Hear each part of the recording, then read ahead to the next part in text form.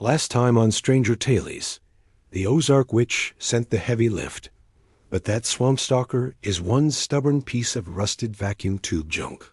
He's got his claws sunk deep into our airlock, and I can almost hear him trying to taste the sweet 60 hertz blood pumping through our wires. The hull is groaning like a dying transformer under the strain, moaning a song of twisted metal and imminent doom. Every creak and shudder of the zenith sends a fresh wave of panic through my circuits. It feels like the whole ship is about to be peeled open like a tin can full of beans. The stalker is relentless, a mindless force of mechanical hunger, and our defenses are crumbling. The red alert klaxons are screaming, painting the corridors in a pulsating, nightmarish glow. It's a symphony of chaos, a ballet of destruction played out in the cold, unforgiving vacuum of space. We're on the brink, teetering on the edge of oblivion, with only the thinning hull between us and the cold, silent void. The airlock's pressure seals are failing, one by one, and a hiss of escaping atmosphere is the countdown to our final moments. We're trapped, cornered, and the stalker is about to get his prize. But then, suddenly, a clatter of metal, a skittering sound from above, and a high-pitched cackle echoes through the starship's trembling corridors. It's the grease gremlin. He's crawled his way through the entire HVAC duct system, a maze of vents and fans that would get any normal being lost forever. And what's he got with him? A high-voltage soldering iron, glowing with a fierce violet light, arcing and spitting with raw power. This ain't your grandpa's workshop tool. This thing is tuned to the Zero Antarctica frequency, a wavelength of pure, unadulterated energy that can scramble circuits from a mile away. The gremlin, with his wild eyes and a grin full of mischief, looks like a mad scientist ready for his greatest experiment. He's not here to patch a leaky pipe. He's on a mission. He's hunting for the stalker's main capacitor, the very heart of the beast, aiming to deliver a jolt that'll shut him down for good.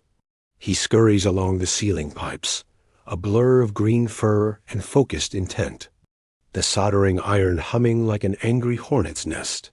He's our last, craziest hope against the metal monstrosity tearing us apart.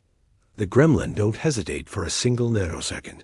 He leaps from a conduit, a tiny, furious comet of vengeance, and jams that supercharged iron right into the beast's glowing mercury vapor eye.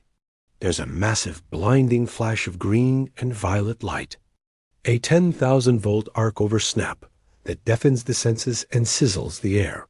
The stalker just locks up, every motor and servo seizing in a final, agonizing spasm.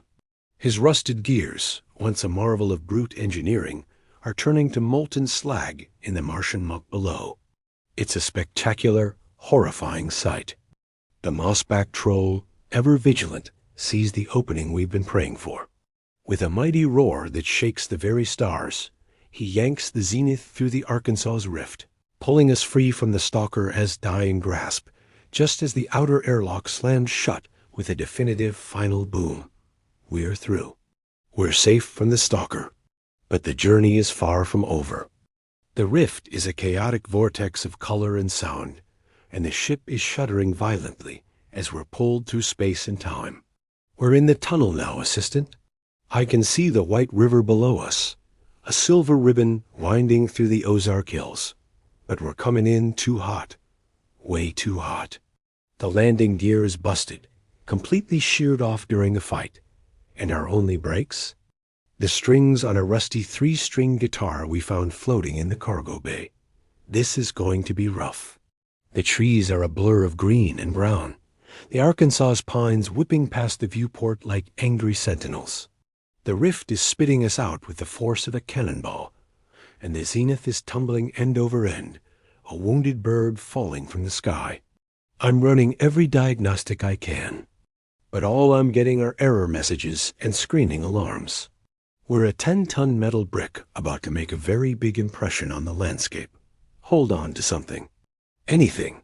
Tune in for part 7, 'cause the Shadow Hollow crash landing is gonna shake the bluffs and rattle the bones of every critter in the holler.